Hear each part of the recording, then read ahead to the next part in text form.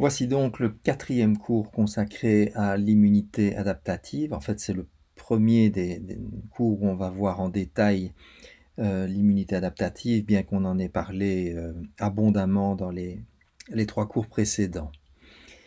Nous allons voir dans les 2 premières vidéos des notions générales concernant ce qu'est un antigène, et des concepts de base, je dirais, qui peuvent être importants dans la conception et la réalisation des vaccins.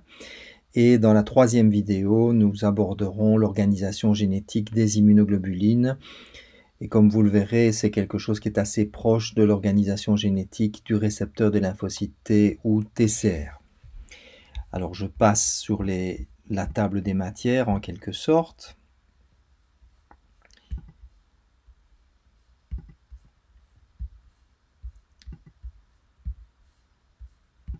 Et donc nous commençons par des généralités concernant les antigènes. Alors, par convention, les antigènes, c'est ce qui est lié par les immunorécepteurs, le BCR, le TCR et les immunoglobulines. On pourrait dire que c'est un concept qualitatif, qu'on pourrait dire aussi minimaliste, ce qui veut dire que toute molécule sera dite antigénique ou antigène si dans certaines conditions, chez certains individus, elle est capable d'induire une réponse en se liant de façon spécifique aux immunorécepteurs. Donc les mots importants dans cette définition, c'est cette capacité, au moins dans certaines conditions, à induire une réponse. Donc le simple fait, si on veut faire une marche arrière, le simple fait d'être reconnu par un immunorécepteur ne suffit pas pour acquérir le label d'antigène. Il faut être capable non seulement d'être reconnu par les immunorécepteurs, mais d'induire une réponse par les lymphocytes B ou les lymphocytes T. Alors, vous avez compris que c'est une propriété qui est générale, donc ça veut dire que dans certaines situations, une molécule qu'on peut pourtant qualifier d'antigène ne générera aucune réponse, tout simplement parce que le contexte ne s'y prête pas chez l'individu considéré ou dans les conditions qui sont considérées. Pour faire simple, il y a des substances dont les caractéristiques sont telles qu'on peut affirmer qu'elles ne sont pas des antigènes. Prenons par exemple, je sais pas moi, un atome d'hydrogène. Un atome d'hydrogène ne sera jamais un antigène.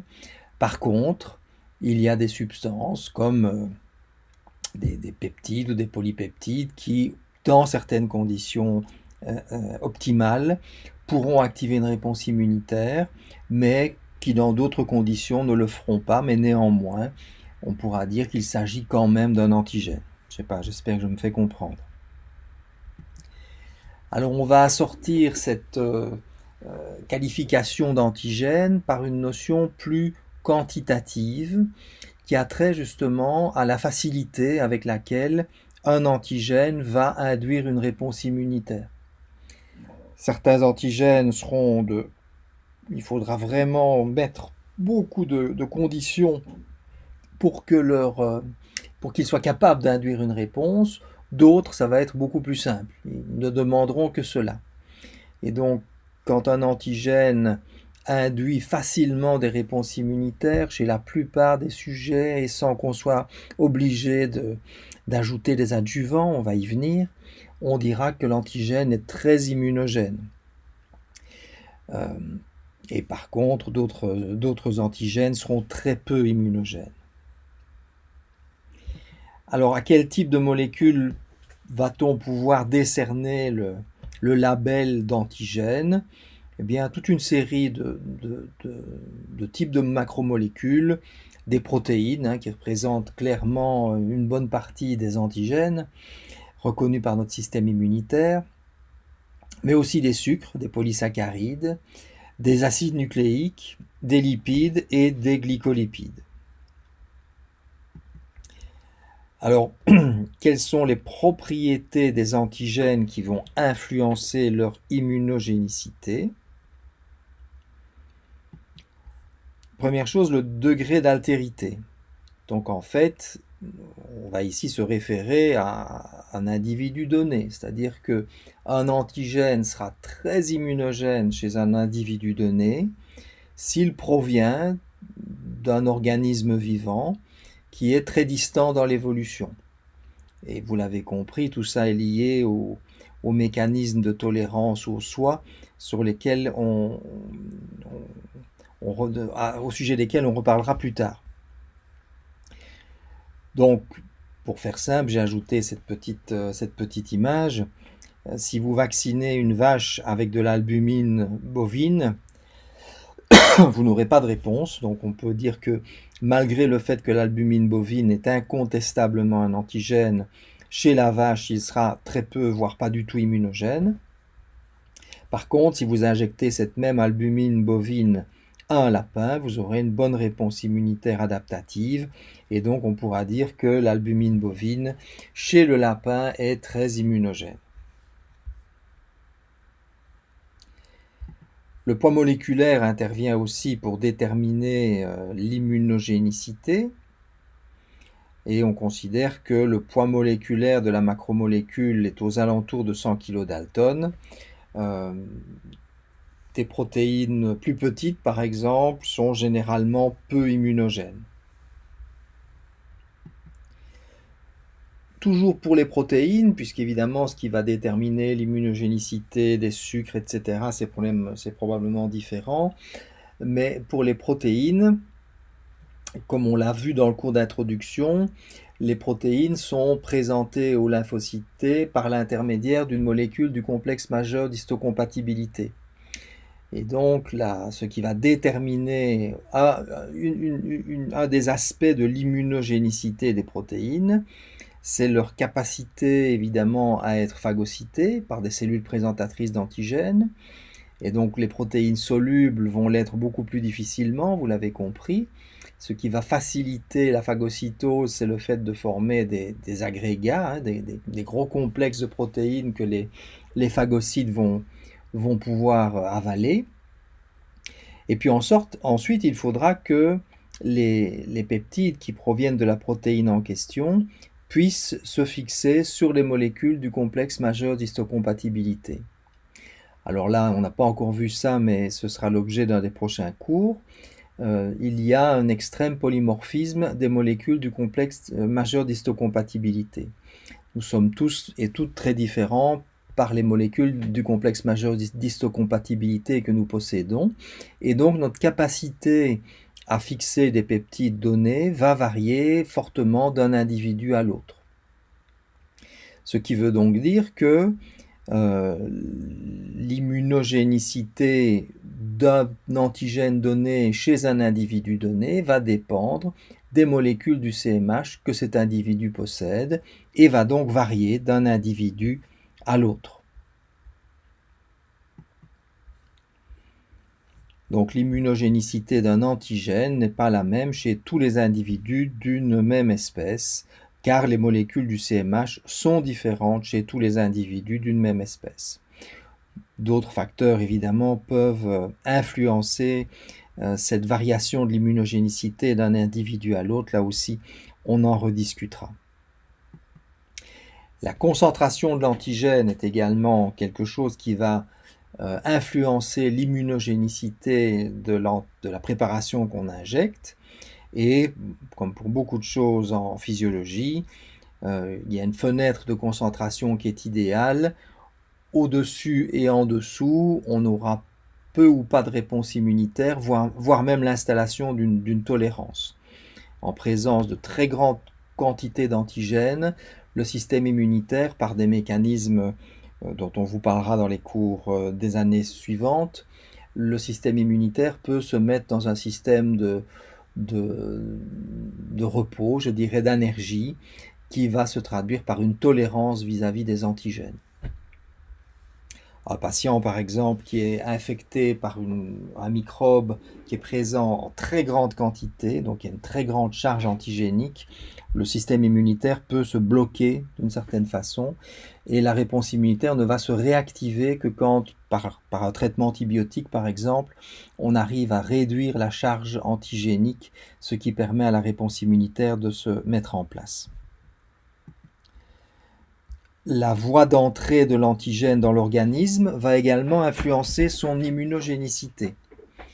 Tout simplement parce que les cellules présentatrices d'antigènes qui vont prendre en charge cet antigène seront différentes en fonction qu'il s'agisse d'une introduction de l'antigène par la bouche, ou bien par voie respiratoire, ou bien par voie percutanée. Les mécanismes immunologiques qui vont se mettre en place seront différents et l'immunogénicité elle-même sera influencée. Alors vous l'avez compris, quand on mange, le but n'est pas de développer des réponses immunitaires puissantes contre tous les antigènes présents dans la nourriture, sinon ça pourrait générer des phénomènes inflammatoires au niveau de l'intestin, etc.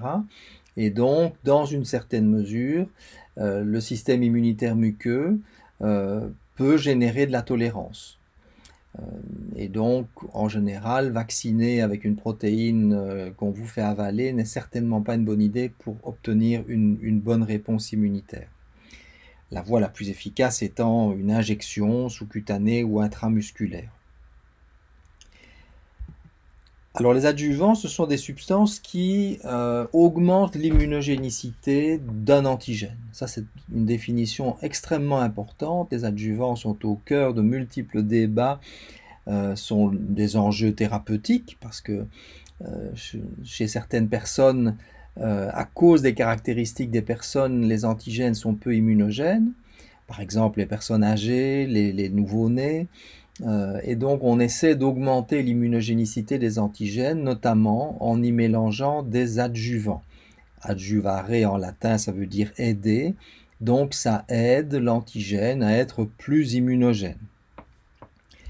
Alors voici des exemples historiques d'adjuvants utilisés pour les vaccins, notamment l'adjuvant complet de Freund, qui est une sorte de bouillie faite de bactéries lysées qu'on ajoute à l'antigène contre lequel on veut obtenir une réponse, et ça donne d'habitude des réponses extrêmement puissantes, donc ça augmente fortement l'immunogénicité au prix évidemment de réactions inflammatoires locales difficiles à tolérer par les patients. On n'utilise évidemment plus du tout ce type d'adjuvant dans les vaccins modernes.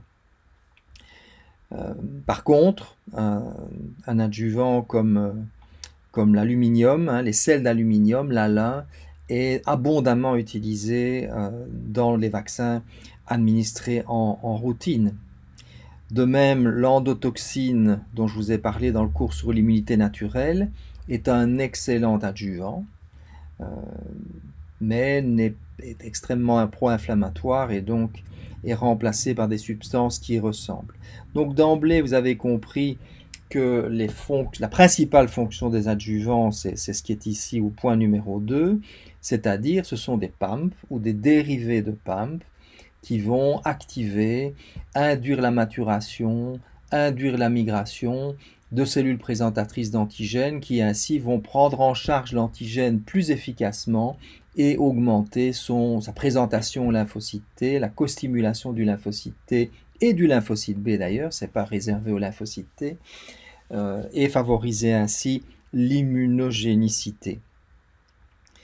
Les sels d'aluminium ont été découverts tout à fait empiriquement. On s'est rendu compte il y a bien longtemps que quand on voulait vacciner un animal, si on mélangeait à l'antigène vaccinal un petit peu d'alun, on augmentait fortement la réponse. Et ça s'est découvert de façon assez empirique. On sait maintenant plus ou moins, parce qu'il persiste des zones d'ombre, comment ces sels d'aluminium fonctionnent. C'est notamment en activant certains récepteurs au PAMP, plutôt de la famille NOD, des inflammasomes, au niveau des cellules de l'immunité naturelle, comme les neutrophiles ou les polymorphes ou les cellules dendritiques, et le tout va favoriser une meilleure présentation des antigènes. Évidemment, les neutrophiles ne sont pas des cellules présentatrices d'antigènes, mais les produits d'activation du neutrophile vont eux-mêmes contribuer à activer les cellules dendritiques qui, elles, sont très efficaces pour faire cette présentation. Alors à côté de ça, il y a dans les vaccins, dans le conditionnement, la préparation du vaccin, il est important que l'antigène administré persiste suffisamment longtemps au site d'injection pour que justement toutes ces réponses immunitaires puissent se mettre en place. C'est la raison aussi pour laquelle on n'administre pas le vaccin en intraveineux, puisque l'antigène serait trop rapidement éliminé pour qu'une réponse puisse se produire. J'ai repris ici toute une série d'adjuvants qui sont dans des vaccins qui sont agréés par la FDA. Et donc vous voyez que les sels d'aluminium, on les trouve dans un grand nombre de vaccins, ici à droite, des vaccins qui sont largement utilisés en pédiatrie, des vaccins adultes aussi, comme les vaccins contre le pneumocoque notamment, mais qu'on réalise aussi chez l'enfant par ailleurs. Ici, vous avez des produits qui ressemblent au DNA bactérien. Et le MPL, c'est une substance qui ressemble également aux lipopolysaccharides.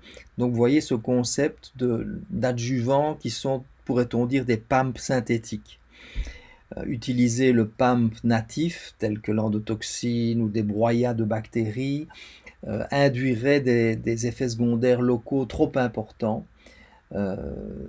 Et donc l'industrie pharmaceutique s'inspire des PAM pour créer des substances qui vont tout à la fois activer l'immunité naturelle, mais uniquement de façon très locale, avec ce qu'on appelle une réactogénicité acceptable pour le patient, tout en stimulant de façon efficace, tout en permettant une stimulation efficace des cellules de l'immunité adaptative.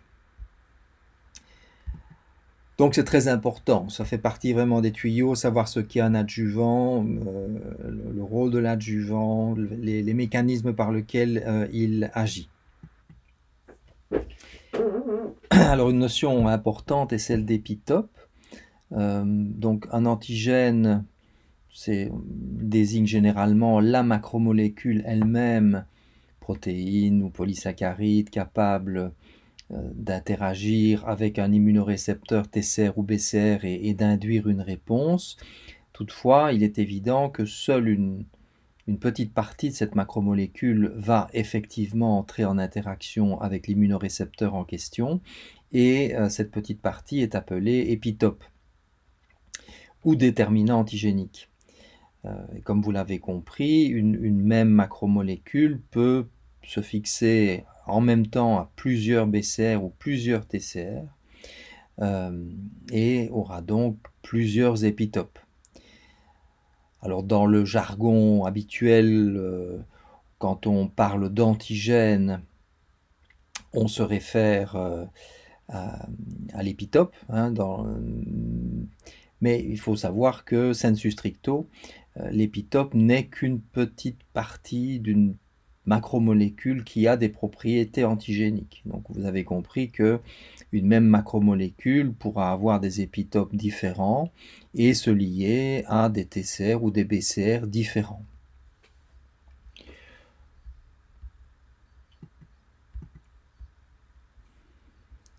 Ce qui est intéressant de souligner, si on considère une protéine par exemple, c'est que le site de fixation à BCR par exemple peut être dépendant de la structure secondaire ou tertiaire, voire quaternaire de la protéine en question. Ce qui pourra, au sein d'une protéine, se fixer sur un BCR, ça peut être un petit morceau d'une chaîne alpha et d'une chaîne bêta, donc ça va faire ce qu'on appelle une structure tertiaire. Ça pourra même être quelque chose qui est à cheval sur deux sous-unités d'une protéine dimérique, ou bien ça pourra être quelque chose qui dépend uniquement de la structure dans l'espace, une structure en hélice alpha ou en feuillet bêta plissé par exemple, Et donc tous les niveaux de structure d'une protéine, primaire, c'est-à-dire seulement la séquence d'acides aminés, secondaire, c'est-à-dire le repliement en feuillet bêta plissé ou bien en hélice alpha, la structure tertiaire en domaine ou la structure quaternaire en sous-unité dans le cas de polymères, tout ça pourra constituer en quelque sorte des épitopes. Alors ça c'est vrai pour les épitopes reconnus par les BCR, que j'appelle ici épitopes B.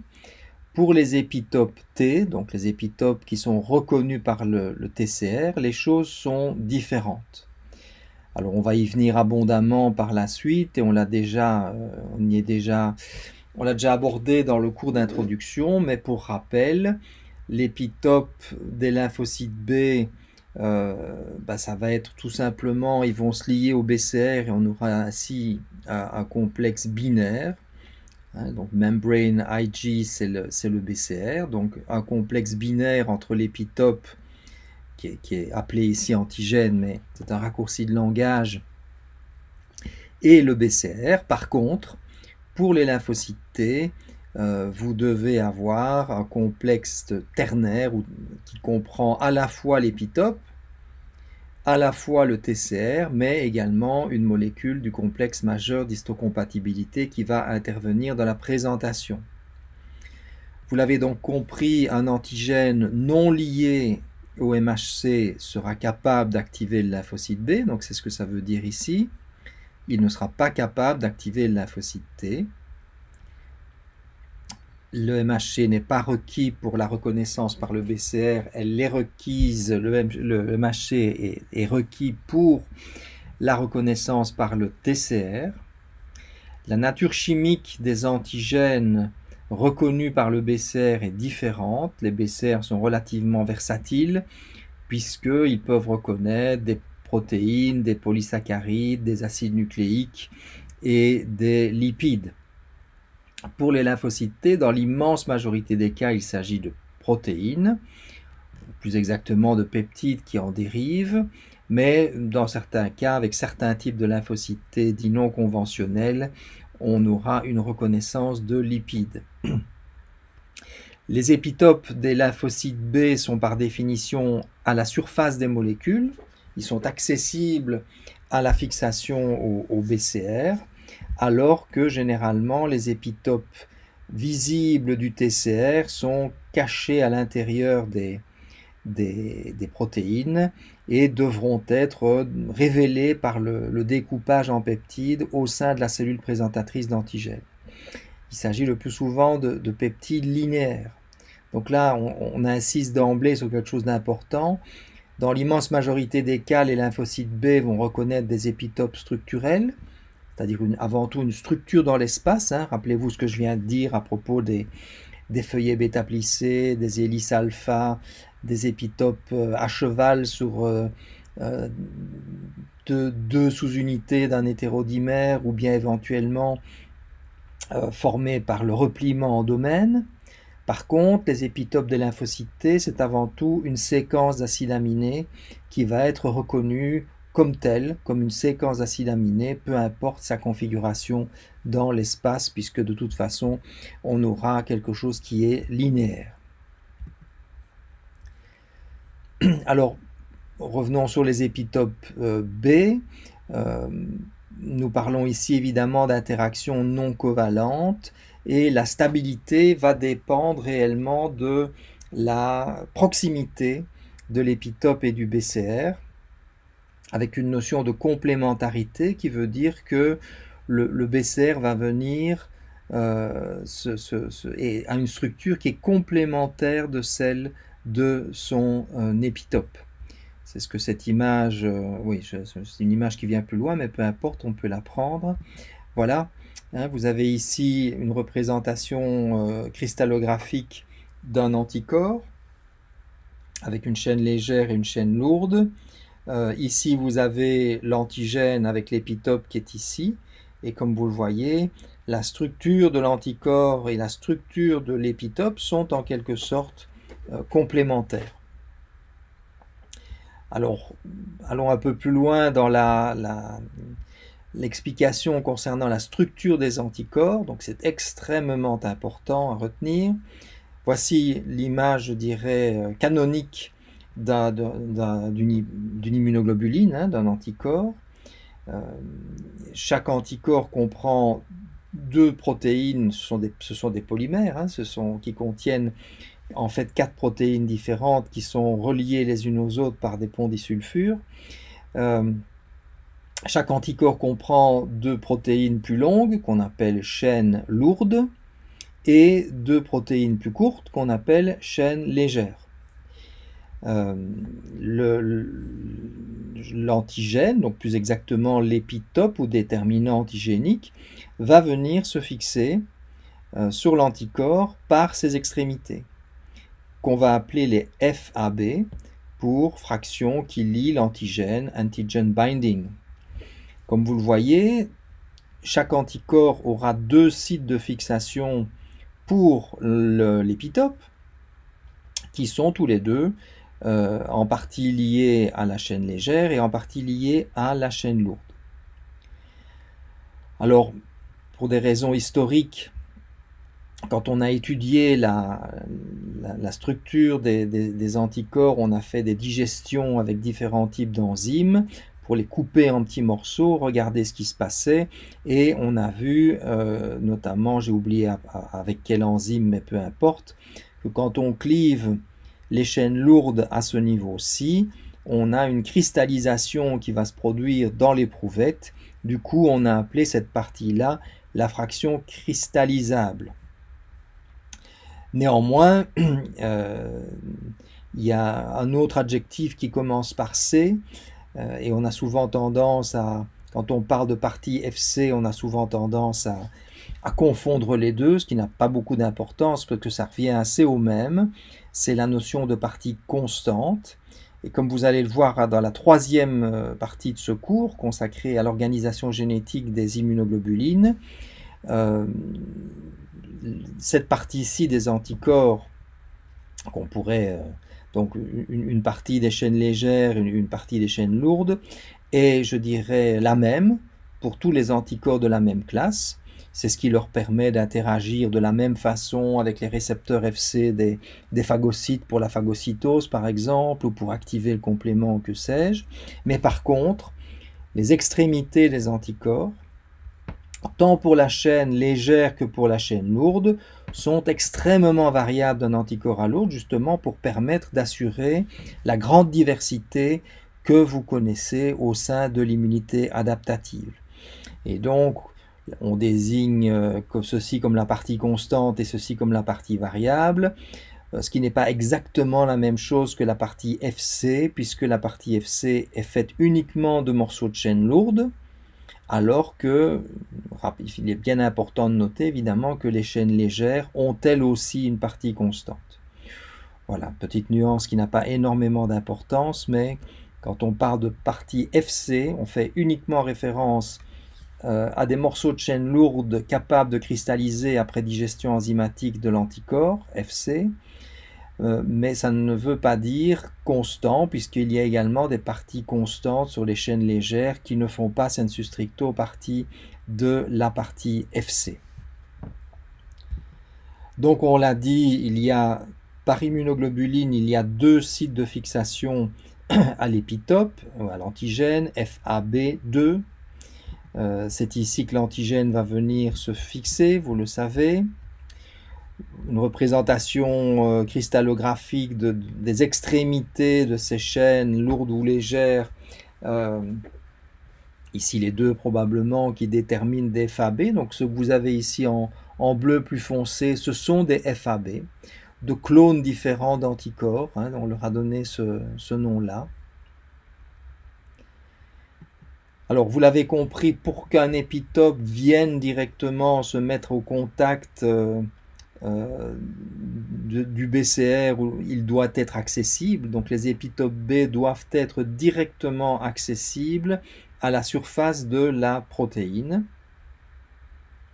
Ça, nous l'avons vu, cette importance pour stabiliser l'interaction entre l'antigène et son FAB qu'il s'agisse des T ou des B d'ailleurs, mais nous parlons ici des B, il est nécessaire qu'il y ait une complémentarité de la structure. Et donc, ce qui va déterminer cette complémentarité, ce sont vraiment des régions qui sont situées à l'extrémité des chaînes légères et des chaînes lourdes de l'anticorps, qui sont celles qui ont le plus grand degré de variabilité par les mécanismes que nous allons aborder et qui sont responsables de cette complémentarité. On les appelle donc des régions qui déterminent la complémentarité. Donc elles existent dans la partie variable, tant pour les chaînes légères que pour les chaînes lourdes, et c'est elles qui vont assurer cette liaison rapprochée avec l'épitope. Alors il y a différentes régions de complémentarité selon l'endroit exact où elles se situent, qu'on appelle CDR 1, 2 ou 3. Ce n'est pas d'une immense importance à votre niveau, mais donc on évaluera notamment la diversité du répertoire d'un individu en se limitant par exemple à étudier la diversité de ces CDR3, puisque c'est là que l'essentiel de la diversité va se situer. Notion très importante, là aussi en vaccinologie, la notion d'épitope séquentiel et non séquentiel. On l'a déjà abordé. Un épitope séquentiel, c'est un épitope, on parle de protéines ici, donc on fait uniquement référence à des antigènes protéiques. Un épitope séquentiel, ça va être un épitope qui est reconnu non pas pour sa structure, mais simplement pour la séquence des acides aminés. Ce qui veut dire que quelle que soit la structure dans l'espace, c'est une séquence d'acides aminés qui sera reconnue par le TCR essentiellement, dans certains cas par le BCR. Par contre, des épitopes non séquentiels, ce sont des épitopes qui vont plutôt dépendre d'une conformation dans l'espace et dans lesquelles ce qui va être reconnu, c'est si une protéine se replie sur elle-même, des acides aminés qui sont dans la configuration tertiaire de la protéine, qui sont les uns à côté des autres, mais si on met la protéine à plat, vont être tout à fait distants l'un de l'autre. Donc ce n'est certainement pas la séquence qui a été reconnue, mais la structure qui a été reconnue. Alors l'importance évidemment en vaccinologie, c'est ceci, c'est-à-dire que si vous voulez vacciner contre une protéine d'un microbe et que les anticorps que vous voulez fabriquer sont des anticorps dirigés contre un épitope conformationnel, c'est-à-dire non séquentiel. Je sais que c'est compliqué, mais c'est important de le comprendre. Donc là, si je suis au tableau pendant le cours, c'est plus facile que de l'expliquer à distance.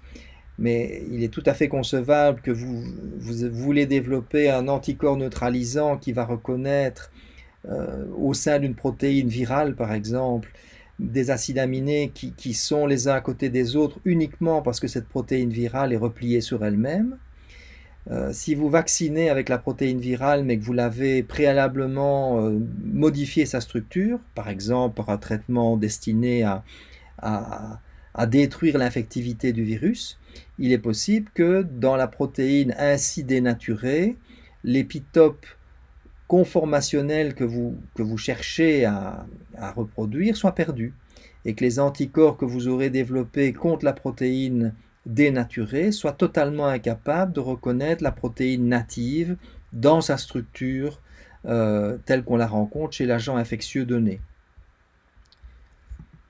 Voilà un exemple ici, on pourrait dire que si vous avez des acides aminés qui sont ici et là, ils peuvent constituer un épitope, mais quand vous mettez la protéine à plat, eh bien ces épitopes, ces acides aminés par contre, sont totalement distants, et donc en aucun cas si vous dénaturez par exemple par la chaleur ou par un autre traitement une protéine comme celle-ci, les épitopes que le patient verra quand on le vaccine vont aboutir à la production d'anticorps qui ne sont pas nécessairement des anticorps qui auront la moindre utilité si le patient est mis en présence de la protéine native.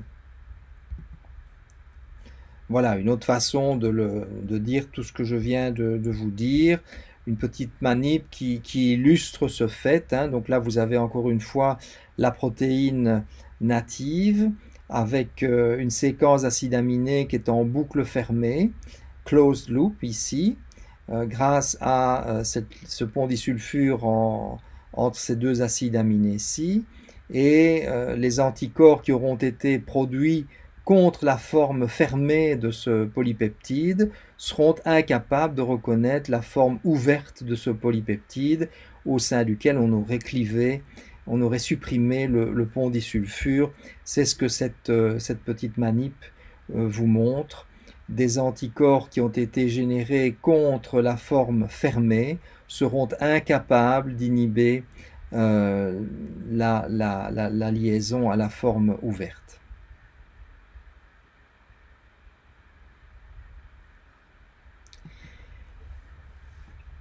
On va terminer ici la première partie de ce cours. Voilà, la suite arrive.